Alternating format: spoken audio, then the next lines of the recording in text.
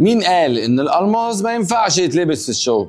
الفيديو ده هيوريكم عكس كده خالص. احنا مش بس هنوريكم اشكال الماس تتلبس كل يوم، ده احنا كمان هنعمل لكم بيها لايرنج. اول لايرنج معانا هو إليجنت جدا، الكونتراست ما بين الاصفر والابيض بيدي شياكه وبيودي اللوك في حته تانية. اول انسيال معانا هو انسيال جروميت راكب فيه وحدات من الكلوز سيتنج اللي كنا قلنا لكم عليها قبل كده، والوحدات دي مدوره راوند يعني. واللي في النص طبعا غني عن التعريف جوكر الليرنج التنس بريسلت، وده هاف تنس بس الحجاره بتاعته كبيره حبتين، وطبعا كلها من الطويل فكلها بشهادات. وفي الاخر حطينا اسوره فيها نفس الوحده الكلوز سيتنج بس المره دي سكوير. ولو مالكيش في التنس الكبير والحجاره الكبيره، هاتي تنس الحجاره بتاعته اصغر هيخلي اللوك سيمبل جدا. نخش على تاني لايرنج كله ابيض يليق قوي على الميتينجز المهمه. وانا بقول لك اهو، لو انت رايحه تعملي انترفيو خاصه لو انت مانجيريال ليفل،